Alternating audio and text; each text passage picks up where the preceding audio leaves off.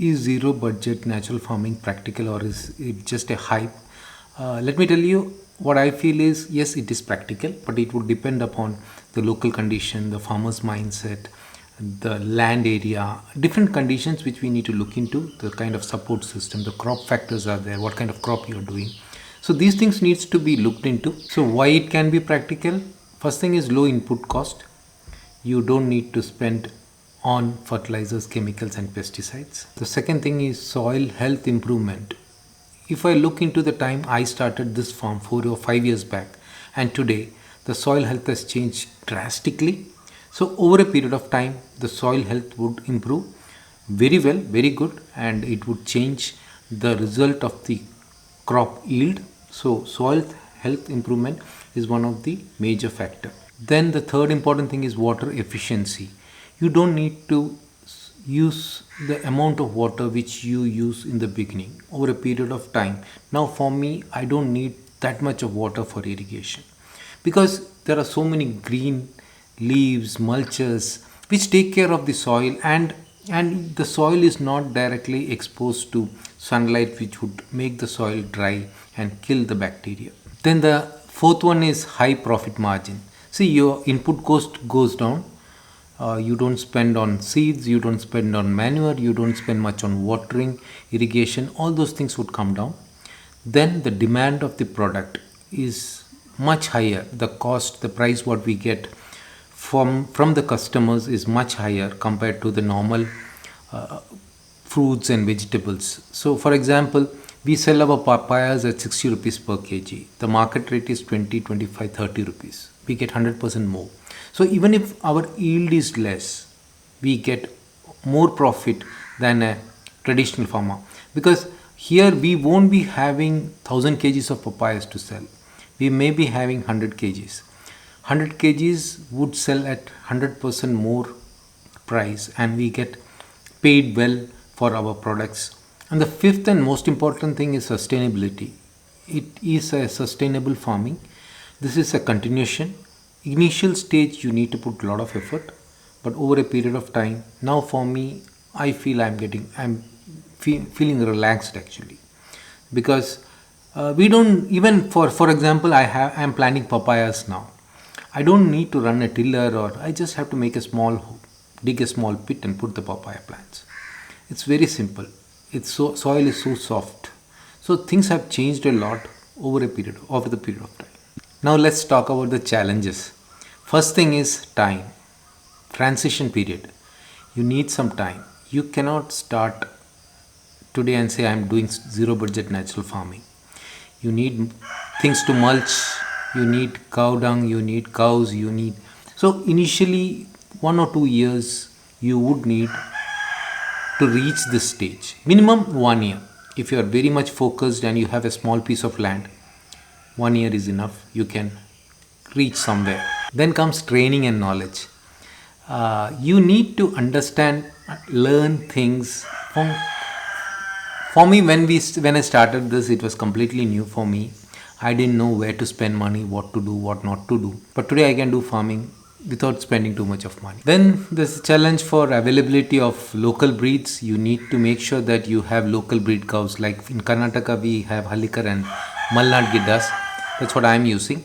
And even local hen. That's the best thing. So always search for local breeds. Don't go for breeds which would give high yield of milk and you need to give them feeds which would, so nothing would happen. Always look for local breeds. And even seeds also, I don't now buy seeds from outside. Very rarely I would buy. I would preserve seeds from my crop and then use it again. Ginger, this time no seeds from outside. These tubers, this turmeric, everything, most of the, even vegetables, mostly what we do, we don't get seeds. And what I have seen is, even when we do a crop, for example, yesterday I was just replanting the gungra plants. Gungra is a leaf kind of things which comes, and it's very much used by Andhra people. They all know gungra biryani is there. So we have good demand for that. We make tokku out of that. So we need a lot of gungra. So the area where we had planted last time, the entire area is full of gungra because the seeds fell down. All desi seeds we use.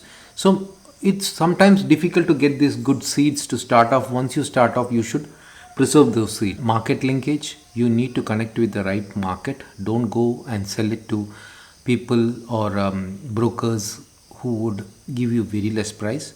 You should have to connect to the customers directly. I do that. I don't sell anything. When big brands like Big Basket had contacted me, it doesn't work for me. They don't even pay 50% of what they sell at the price they sell. So I felt it was not worth for us to go work with big brands. We work with customers directly.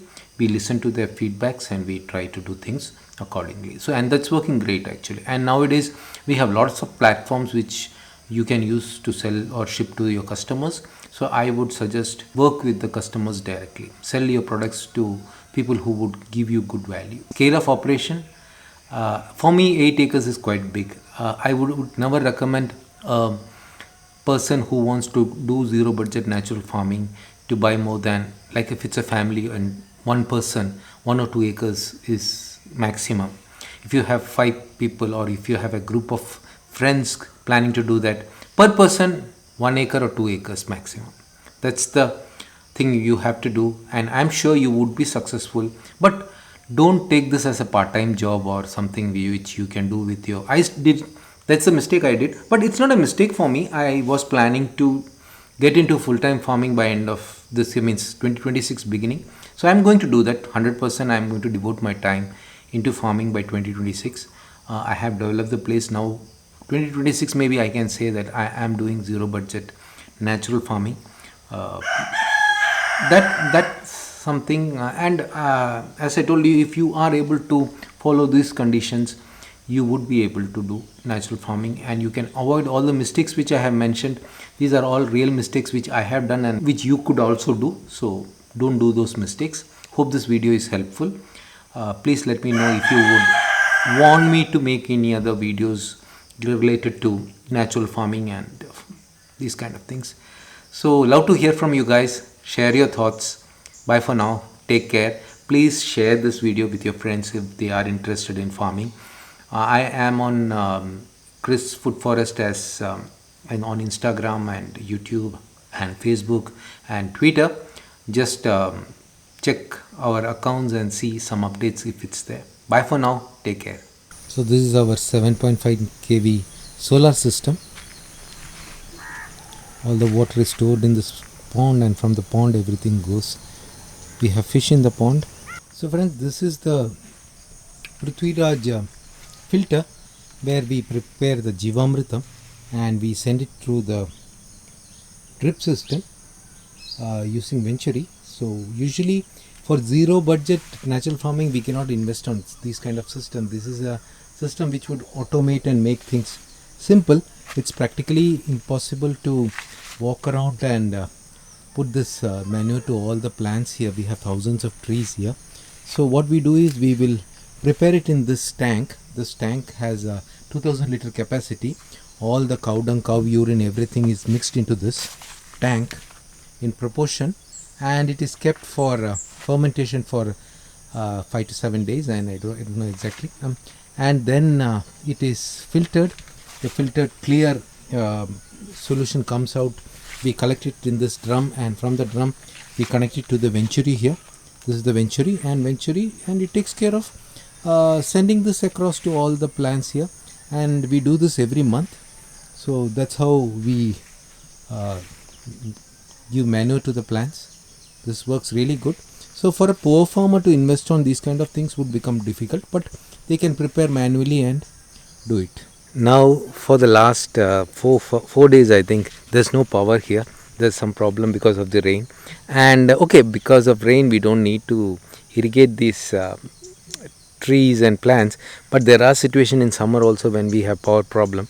So that's why again in zero budget natural farming, investing on solar system, there are subsidies, but these kind of things don't practically work. I'm switching on the solar power, and the bore is on the other side of the property. The water would start coming here. Now we have, these are Hallikas and Malnad Giddas. as I mentioned earlier. So all these cows, even morning time, we will just take them out and they can graze. See, now water has started coming. Now we don't really need to fill up this pond, but we need to collect water for our domestic use. So that's why we switch on the motor for a few minutes and fill the tanks.